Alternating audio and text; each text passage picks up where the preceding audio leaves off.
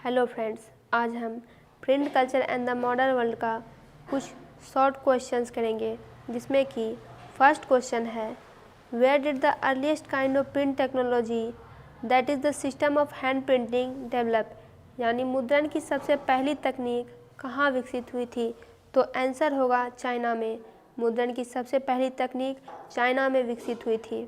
Second है, name the Chinese traditional book which was folded and stitched at the side, यानी चीन की उस पारंपरिक किताब का नाम बताइए जिसके किनारों को मोड़ने के बाद सील कर बनाई जाती थी। तो वैसी किताब थी अकॉर्डियन बुक।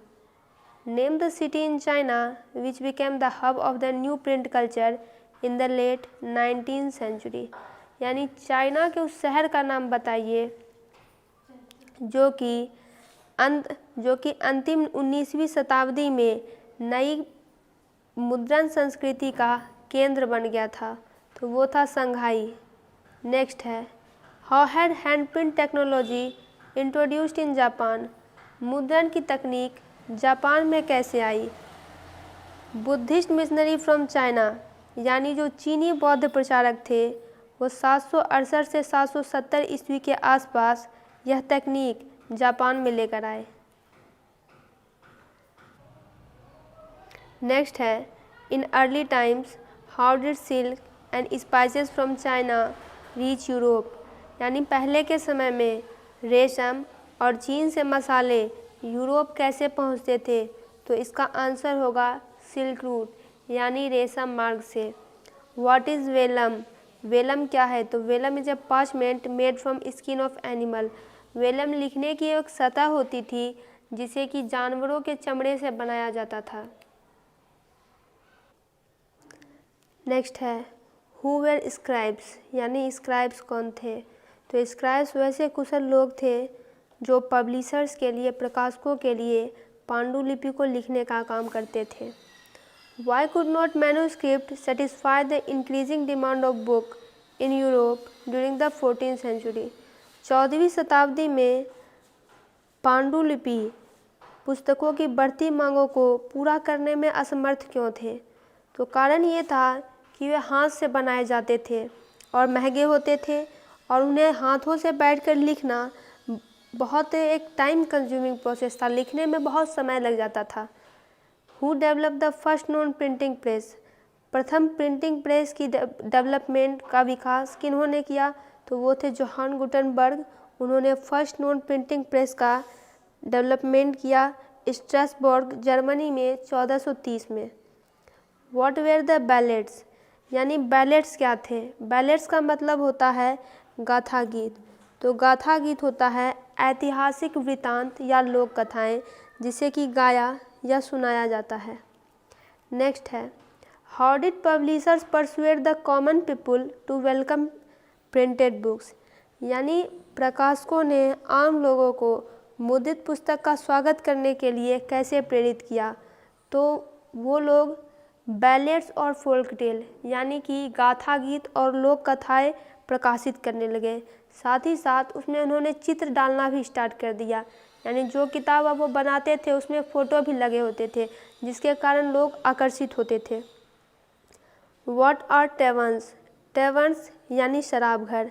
शराब घर ऐसी जगह थी जहाँ पर कि लोग शराब पीने के लिए, खाना खाने के लिए, लोगों से मिलने के लिए और बात विचार करने के लिए इकट्ठा होते थे। नेक्स्ट है, what was the basis of wide spread criticism of the new printed literature, यानी जो नई मुद्रित साहित्य आई उसको लेकर काफ़ी आलोचना की जाने लगी। तो आखिर उस आलोचना का आधार क्या था? वो आलोचना क्यों की जा रही थी?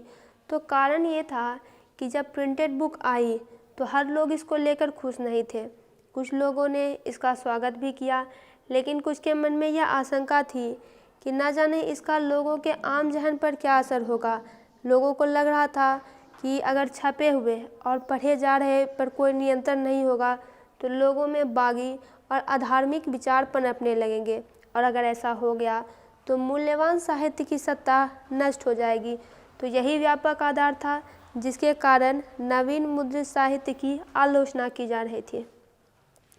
किसने कहा कि printing is the ultimate gift of God and the greatest one, यानी मुद्रण ईश्वर की दी हुई महानतम देन है, सबसे सर्वोत्तम तोहफा। तो ये शब्द मार्टिन लूथर ने कहे थे। What were the heretical ideas according to the Roman Church? Roman church के हिसाब से हेरेटिकल आइडियाज़ क्या थे? हेरेटिकल आइडियाज़ यानी धर्म विरोधी विचार। तो इसका मतलब था कि इंसान या विचार जो चर्च की मान्यताओं से असहमत हो उन्हें ही धर्म विरोधी घोषित किया गया था। नेक्स्ट है, Why did Roman Catholic Church impose control over publishers and booksellers? Roman Catholic church ने प्रकाशकों पर और पुस्तक विक्रेताओं पर कई सारी पाबंदियां लगा दी थी। ऐसा उन्होंने क्यों किया था? तो उन्होंने ऐसा इसलिए किया था क्योंकि उन्हें डर था कि ऐसा होने से उनकी शक्ति और सत्ता चली जाएगी। What were almanac? एल्मेनेक क्या थे? तो an annual publication giving astronomical data. तो ये जो एल्मेनेक है ये इसका मतलब होता है पंचांग।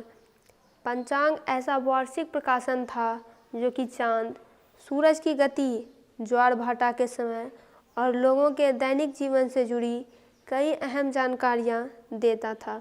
तो दोस्तों ये इसका फर्स्ट पार्ट है और हम इसका अगला पार्ट दूसरे वीडियो में करेंगे। तब तक आप इस वीडियो से कोई स्क्रीनशॉट ले लीजिए, कॉपी में नोट कर सकते हैं और जो चैप्टर है और दूसरे चैप्टर्स की भी आप ऑब्जेक्टिव देख सकते हैं।